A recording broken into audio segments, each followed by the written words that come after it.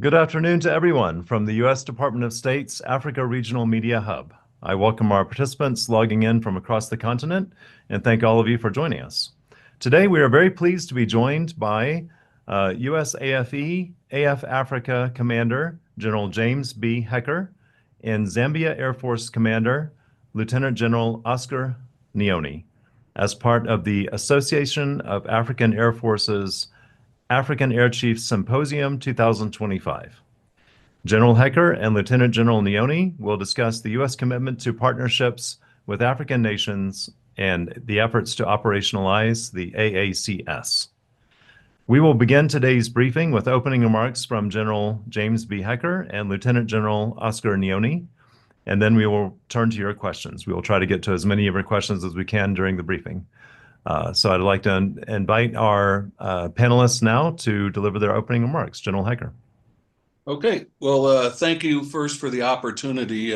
We're very excited to be able to address your audience today. And I can tell you just from my experience here, the Zambian Air Chief, as well as the Zambian people, have really welcomed this group of folks with open arms. The venue here has been fantastic, and we couldn't ask for anything better from the Zambian people.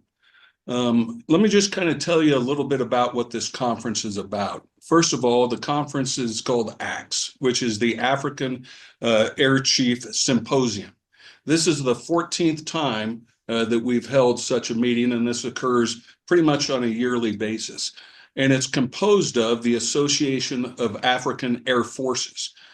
Back in 2015, the people that made up the Association of African Air Forces were only 4 countries. Today, we have 29 countries that are members of the Association of African Air Forces. So it's grown tremendously. And what we decided to do last year is try to operationalize everything that we are doing during the symposium. So what we did is we decided to have an exercise. And the exercise was a flood, so a humanitarian assistance, disaster relief, that occurred here in Zambia. And then what we did is a tabletop exercise where we got all the nations together, and there's a total of 38 nations from Africa that are here. And of course, 29 of those are part of the Association of African Air Forces. And we went over what would we do if this happened. And it was a very fruitful tabletop exercise, because instead of just having one country, in this case Zambia, dealing with the flood, we had 29 different nations offering different aircraft, offering assistance. And questions came up like, well, who's going to pay for the fuel? Do we have to bring our own fuel down? How are we going to get diplomatic clearances to get overflight of certain countries? And all these questions were brought up, and this is something that you don't want to be brought up during a humanitarian assistance disaster relief effort. So these are now brought up in advance. So if we did have one of these situations occur, a week from now, we're going to be much better prepared, and Africa will be much better prepared to support Zambia during this critical time. With that said, I'll turn it over to General Nyoni for your opening comments. Well, thank you very much for this opportunity to be a part of this team. At the onset, I want to say that it's been a pleasure to be a host of this very fantastic gathering of air chiefs from all parts of Africa. I want to say that I think the enthusiasm and the contributions that have been brought on board by the African chiefs from all over Africa, that's Southern Africa, East Africa, West Africa, and the North, has been fantastic. And seeing the contributions from them and the desire to be able to contribute towards solving African problems is highly appreciated. And for us as Zambia being at the center of it, it's something that I think is very, very encouraging and inspiring. Thank you. Thank you very much, gentlemen. We'll now begin the question and answer portion of today's briefing. For the journalists in attendance, just wanted to clarify a few things, and those of you who've joined us before will probably be familiar with this. So, if you would like to ask a question live, please indicate that by raising your hand, clicking the raise hand button. It's very helpful if you would type your name, your media outlet, your location, and your question into the Q&A box. Please don't type anything into the chat box, but please type into the Q&A box. And please be aware that from our side, all we can see is your Zoom logon. So sometimes it has your name, sometimes it doesn't have your name. Rarely does it indicate your media outlet. So if you want to boost the chances that we'll be calling on you and taking your question, please use that Q&A box and indicate what your media outlet is.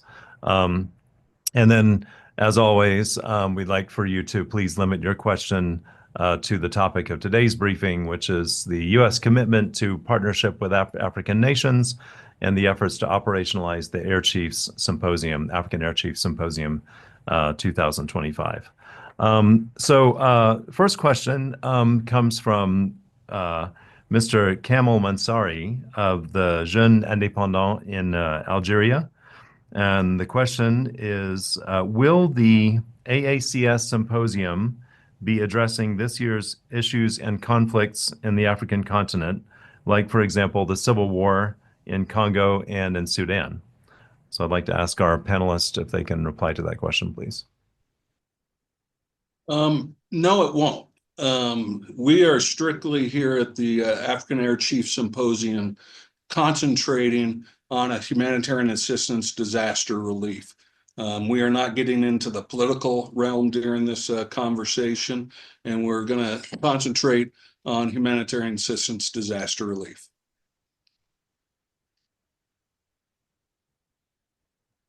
Okay, very good. Thank you very much.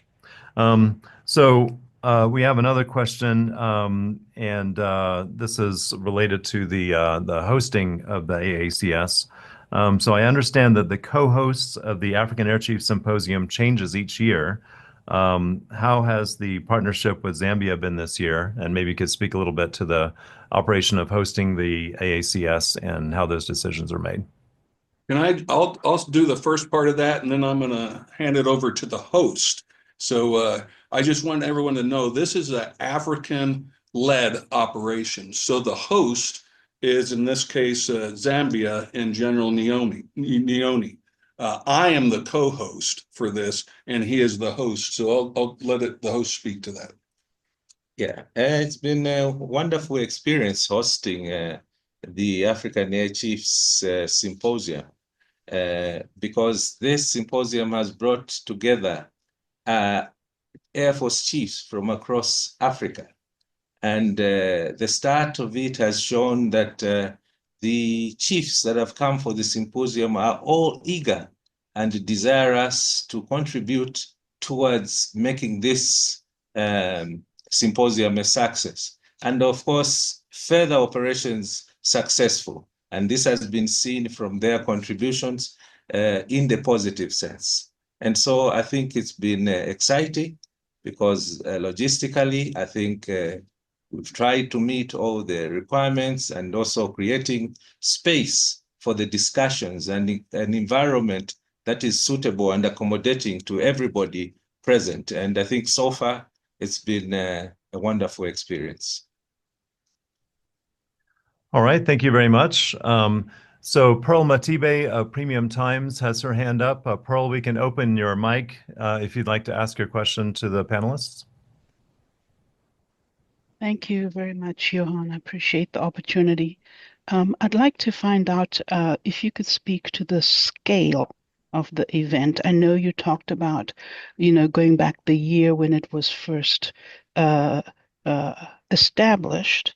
So what I want to understand is how has it grown? So for this event, how many African participants are taking part and how many African countries are taking part so that I can understand the scale and scope of the event? And so can you just clarify also what was the first year that it was established? In other words, how old is this event? Thank you. Yeah, it's kind of hard to pinpoint this. This is our 14th annual event, okay, and we're in 2025 now, so you can back that up. And that's for the African Air Chief Symposium, okay, 14th event that we've had. In 2015 is when the Association of African Air Forces began, and it was only 4 people during that time. That 4 people, that it was 4 countries. That 4 countries has grown to 29 countries that we have participating in the Association of African Air Forces. However, we invite folks that aren't part of the Association of African Air Forces as well. So this event actually has 38 countries, of which 29 of them are members of the Association of African Forces. And those other members that were invited have the ability, if they would like to join the Association of African Air Forces.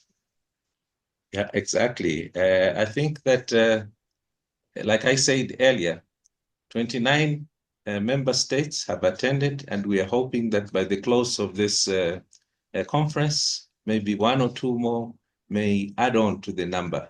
However, the total number of countries that attended are 38. And the difference is from those of our friendly African countries that we thought need to see what we are able to do so that they can be a part of it. The more the numbers of the African countries participating from our angle, the better, because ourselves being members of this association, we've seen the benefits that we can gain from being a member. Thank you. All right, thank you very much, gentlemen. Next question goes to Paul Onogwu of KCC Communications Super FM in Nigeria. Paul's question is about the Boko Haram insurgency, and his question is, what role can the U.S. Air Force play in helping the Nigerian military achieve air superiority over these terrorists in a way and manner that gives ultimate protection to innocent civilians? Well, I think, as you know, the U.S. government has provided training and equipment to Nigeria for quite a while, so hopefully that will help them out. But what we're looking at in this conference is not that. We're not talking about air superiority or conflict. We're talking about how we can help each other. African nations can help one another, and that's what the goal of this conference is.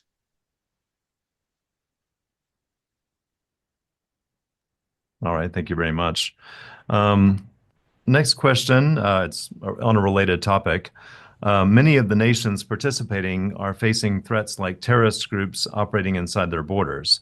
How can air power be leveraged in the fight against threats like terrorism, illegal trafficking, and insurgency? Well, about 10 participating countries are facing threats against terrorism. And in this particular context, I think going forward, maybe we could look at some of those threats. But currently, like General Hecker said, we are concentrating on the current problem that we are facing, which is the droughts and possibly floods in this region. Thank you. Okay, thank you very much. That's very clear. So we have a question from Senegal, Mr. Malik Kane of Afrique Magazine. What strategic importance does Dakar have, the westernmost point on the continent, when it comes to U.S. Air Force operations? Well, obviously, it's very strategically important to us, but there's several areas amongst all the African nations that have strategic importance. But that is definitely one that we have, and we continue to work with the nations to be able to take these strategic points and use them in a good way that benefits all of Africa. All right. Thank you very much. So you've spoken about operationalizing the Air Chiefs Symposium. What does that mean exactly, and what needs to happen for it to be considered operational? When do you think that would happen? Just expanding a little bit on this concept of operationalizing. From my angle, operationalizing is to make sure first that all the basic parameters are met, where every member understands the purpose for which this organization is in existence.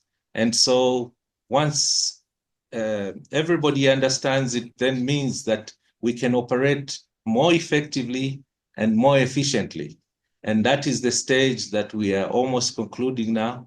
And I think going forward in the next few months or so, we'll be able to actualize this and be able to practice and see how the standard operation procedures that have been put in place, which every member state understands, are in action. And so for us to be an effective institution, all the members should be able to understand how we can be able to contribute and what assets we can contribute and put together to be able to answer to the problems that we are trying to sort out. And I 100% agree with General Nyoni. What we're doing here is the beginning of this exercise. It's called a tabletop exercise. What we'll do in around the May timeframe of 2026 is a command post exercise. And then the culmination of all that will be a lifeline exercise that will occur in Kenya in November of 2026. So what we're doing on paper now is setting the groundwork for a live fly exercise with all members of the Association of African Air Forces participating in this live fly exercise November of 2026 in Kenya. Thank you very much. So we also have a question from Mr. Eric Schmidt of the New York Times. The question is, the U.S. has recently conducted airstrikes against ISIS in Somalia. Please assess the significance of those strikes and the threat that ISIS Somalia and its leadership pose. Yeah, well, they're significant because they were high-value targets that threatened African nations and threatened the United States. So we will continue to go after terrorist organizations that threaten our African partners as well as the United States. But again, that's not the emphasis of this particular conference. Thank you very much. So in a related vein, there's another question. Why is it that this symposium is focusing on a humanitarian assistance and disaster relief scenario? How did you come to that decision to make that the focus? And what does that mean for the way the symposium will play out? We are focusing on humanitarian assistance and disaster relief, as these are some of the worst enemies of the continent's development. By alleviating the suffering of the people, we will be promoting human dignity and as well as unity in the continent. Okay, thank you very much. I'd like to just remind the journalists, please, that if you would like to ask a question, that you would please enter the question into the Q&A box, and of course, make sure that we can see who you are. Another question is, I understand that in the symposium, you're going to be, well, first of all, it's called the Air Chief Symposium, but you're going to be creating an enlisted handbook. So what's that all about, and what would be in the handbook? Well, starting in 2021, the African Air Chief Symposium started to include our senior enlisted leaders. And I think it was noted by all member nations that the backbone of any Air Force is going to be its non-commissioned officers. So that was a great change that was made in 2021. Since that time, they've been putting together an NCO handbook, which is basically an agreement amongst all the nations at a very strategic level, a broad level of how our NCOs should be trained. And we put that to a vote here just recently. And I'm glad to say that it was passed. And that is something that now will be a part of all of the African nations that are part of this conference.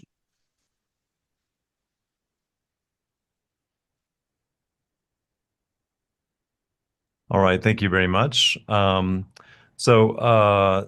We have one follow-up question, if you don't mind, from Pearl Matibe. I'm just going to go ahead and read it. What is the United States contributing in terms of resources as co-host, and what do the hosts need in terms of resources? We help provide some of the travel arrangements that are gone, but the host pays for quite a bit of it too. So it's kind of shared between both the host and some of the U.S. So it's a shared operation, and it's very fruitful. But we, at the last acts, we had a vote, and it was decided that Africa would actually pick up more of the costs. And they voted on that themselves. So that was a good conclusion, I think, for all of us. All right, thank you very much. And I think we have time really just for one last question, and then we'll have to go to concluding remarks. So from Kimi Osikoya of Africa Bazaar magazine, Kimi asks, could you talk, and we might be getting a little bit ahead of the results of the symposium, so I apologize. Just let us know if this is something that you haven't gamed out yet. But Kimi is asking, could you talk about how you would provide humanitarian assistance, and if something was to happen. And again, this might be predicting a little bit the results of the symposium. Don't want to do that, but what can you tell us about this? Could you say the question again? How would humanitarian assistance be provided if there was a need for it, if there was a natural disaster or what have you? Okay, I think it would be easily provided by the member states contributing whatever they are able to contribute.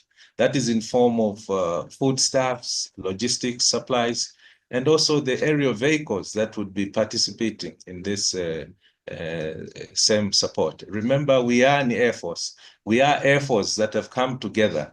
And with our friends from the US and all the other member states, it becomes easier for logistics to come on board, and makes it easy for the one who is in trouble to be assisted. The more the numbers, the better for us. And so, in short, it is easier if more people are available to provide support as opposed to less people. And this is exactly what we saw on day one when we did the tabletop exercise. We intentionally did not give any U.S. support, and we let the 29 member nations in Africa offer up different capabilities. And you can imagine one country's great at something, another country's great at something else.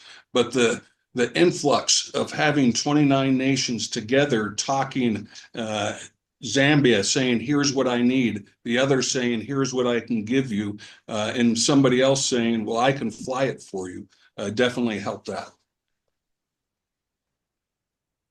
All right. Thank you very much, gentlemen. You've been very generous with your time. I think we are going to have to wrap this up. So I wanted to ask if you have any final and concluding remarks. Thank you very much. From Zambia's point of view, I want to say that it's been very exciting to host the member states, the 29 countries, plus the invited guests, total 38, and all willing and eager to support the cause of the organization. Going forward, we hope that the resolutions that we've agreed upon as African nations, member states, will go a long way into alleviating some of the challenges that come. Remember, some of these things come unannounced and they can affect anybody at any time. And so it is very gratifying that we are hosting this symposium at a time that we have seen the effects of drought as Zambia, and we know exactly what it means to seek support from other willing nations. Thank you. I couldn't agree with General Nyoni anymore. It's been a great conference. We're about halfway through right now, and it's been expertly managed. As everyone out there can attest to, when you host 38 nations, a lot of things can go wrong, but they haven't, and that's because of our terrific hosts. Zambian people, Zambian Air Force, the Zambian government have all been behind this and put on a first-class exercise, and we're really looking forward to the next 2 days. All right, thank you. That's a very inspiring way to wrap up. I'm delighted to hear that it's going so well and that there's so much progress being made. For the journalists, that does conclude today's briefing. I want to thank U.S. AFE and AF Africa Commander General James B. Hecker and Zambia Air Force Commander Lieutenant General Oscar Nyoni for joining us today. Thank you to all the journalists who participated. A recording and transcript of today's briefing will be distributed to participating journalists as soon as we produce them. If you have any questions about today's briefing, please contact us at the Africa Regional Media Hub, and the email address is afmediahub@state.gov. I would also like to invite everyone to follow us on X at our handle @Africa Media Hub. Thank you and have a great day, everybody.